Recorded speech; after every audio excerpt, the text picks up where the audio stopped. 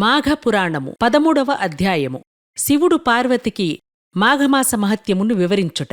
కుతూహలుడై దిలీపుడు మరలా ఇట్లు ప్రశ్నించెను. మహాముని, ఈ మాఘమాస మహత్యమును ఇంకనూ వినవలయునడి కోరిక ఉదయించుచున్నది.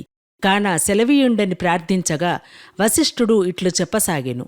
మున్ను పార్వతీదేవికి శివుడును, నారదునకు బ్రహ్మ మాఘమాస మహత్యము గురించి చెప్పియున్నారు. కాన శివుడు పార్వతికి చెప్పిన విధమును వివరించెదను వినుము. ఒకనాడు పరమశివుడు ఏకాంతముగా కూర్చుని ఉన్న సమయమున జగజ్జననియగు పార్వతీదేవి వచ్చి, స్వామి, మీ వలన అనేక పుణ్యసంగతులు తెలుసుకుంటిని. కాని ప్రయాగక్షేత్ర మహత్యమును మాఘమాస మహత్యమును వినవలెనడి కోరిక ఉన్నది అని వేడుకొనగా శంకరుడు మందహాసముతో ఇట్లు వివరించెను. దేవి, నీ అభీష్టము తప్పక తీర్చెదను, శ్రద్ధగా వినుము. సూర్యుడు మకరరాశియందు ఉండగా మాఘమాసమునందు ప్రాతఃకాలమున ఏ మనుజుడు నదిలో స్నానము చేయునో అతడు సకల పాపముల నుండి విముక్తుడొగుటయే కాక జన్మాంతమునందు మోక్షము పొందును. అటులనే ప్రయాగక్షేత్రమందు ఏ నరుడు స్నానమాచరించునో అతనికి వైకుంఠ ప్రాప్తి కలుగును. ఆ మనుజునకు మరుజన్మమనున్నది ఉండదు. రెండవ రోజు స్నానము చేసిన విష్ణులోకమునకు పోవును. మూడవ నాటి స్నానము వలన విష్ణు దర్శనము కలుగును.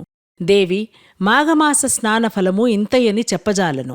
మాఘమాసమునందు భాస్కరుడు మకరరాశియందు ఉండగా ఏది అందుబాటులో ఉన్నా అనగా నదిగాని, చెరువుగాని, నుయ్యిగాని, కాలువగాని, లేక ఏ మానవునికైనను తన శరీరంలో శక్తి లేక నడువలేనటువంటి వాడు గోవు పాదం మునుగునంత నీరున్న ఏ సెలయేటినందైనా కడకు బావియందైనను స్నానమాచరించి సూర్యభగవానునికి నమస్కరించి తనకు తోచిన దానధర్మములు చేసి శివాలయమునగాని విష్ణు ఆలయమునగాని దీపము వెలిగించి భక్తిశ్రద్ధలతో అర్చన చేసిన మానవులకు వచ్చిన పుణ్యఫలము అంతింత కాదు.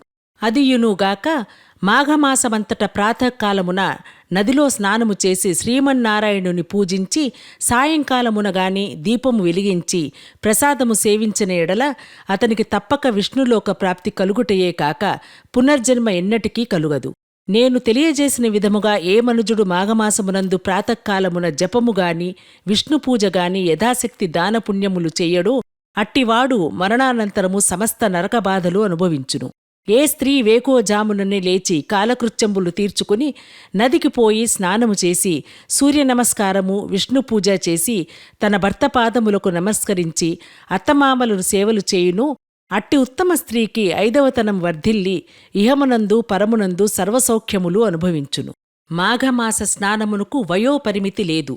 ఈ మాసమంతయు కడునిష్టతో ఉండిన 1,000,000 యజ్ఞములు చేసినంత పుణ్యము కలుగును.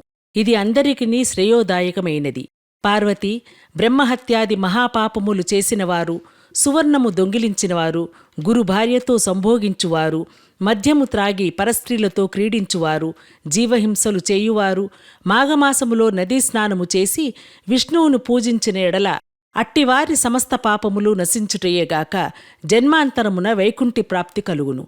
మరియు కులభ్రష్టులైన వారును కించిత్ మాత్రమైనను దానధర్మములు చేయని వారును ఇతరులను వంచించి వారి వద్ద ధనమును అపహరించిన వాడును, అసత్యమాడి పొద్దుగడుపువాడును, మిత్రద్రోహియు, హత్యలు చేయువాడును, బ్రాహ్మణులను హింసించువాడును, సదా వ్యభిచార గృహములలో తిరిగి తాళికట్టిన ఇల్లాలిని కన్నబిడ్డలను వేధించువాడును, రాజద్రోహి, గురుద్రోహియు, దేశభక్తి లేనివాడును, దైవభక్తులను ఎగతాళి చేయువాడును, గర్వం కలవాడు, తాను గొప్పవాడనన్న అహంభావంతో దైవకార్యాలను ధర్మకార్యాలను చెడగొట్టుచు దంపతులకు విభేదములు కల్పించి సంసారమును విడదీయువాడును, ఇండ్లను తగులుబెట్టువాడును, చెడు పనులకు ప్రేరేపించువాడును, ఈ విధమైన పాపకర్మలు చేయువారలు ఎట్టి ప్రాయశ్చిత్తంబులు జరుపుకొని మాఘమాసమునందు మాఘస్నానము చేసిన ఎడల వారందరూ పవిత్రులగుదురు.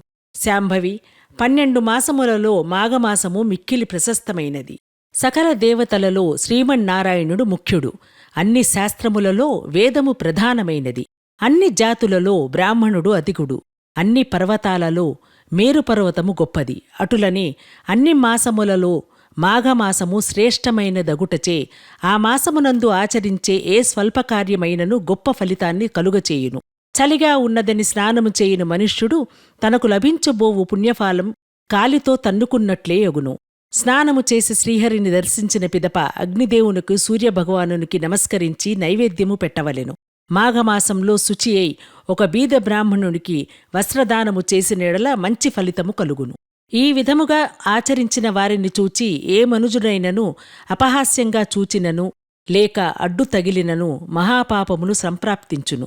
ఆ విధంగానే బ్రాహ్మణునిగాని వైశ్యునిగాని క్షత్రియునిగాని శూద్రునిగాని మాఘమాస స్నానము చేయమని చెప్పిన ఎడల వాడు పుణ్యలోకము పోవుటకు ఏ అడ్డంకులు ఉండవు. నడుచుటకు ఓపిక లేని వారలు మాఘమాసంలో తలపై నీళ్లు జల్లుకుని సూర్య నమస్కారములు చేసి మాఘపురాణమును చదివినగాని వినుటగాని చేసిన ఎడల జన్మాంతరమున విష్ణు సాన్నిధ్యమును పొందును. మాఘ స్నానమున కలుగు ఫలితము ఎటువంటిదనగా 100 అశ్వమేధ యాగములు చేసి బ్రాహ్మణులకు దక్షిణలు ఇచ్చిన ఎంతటి పుణ్యఫలము కలుగునో మాఘమాస స్నానము అంతటి పుణ్యము కలుగును. కనుక ఓ పార్వతి, నేను చెప్పిన రీతిని అందరూ ఆచరించవలెను. విన్నారుగా? మరి ఆలస్యమెందుకు? ఇప్పుడే మా సనాతన నిధి ఉచిత మొబైల్ అప్లికేషన్ను ప్లేస్టోర్ నుండి డౌన్లోడ్ చేసుకుని ఫ్రీ రిజిస్ట్రేషన్ చేసుకుని మేము నిర్వహిస్తున్న రోజువారీ క్విజ్లో పాల్గొని బహుమతులు గెలుచుకోండి.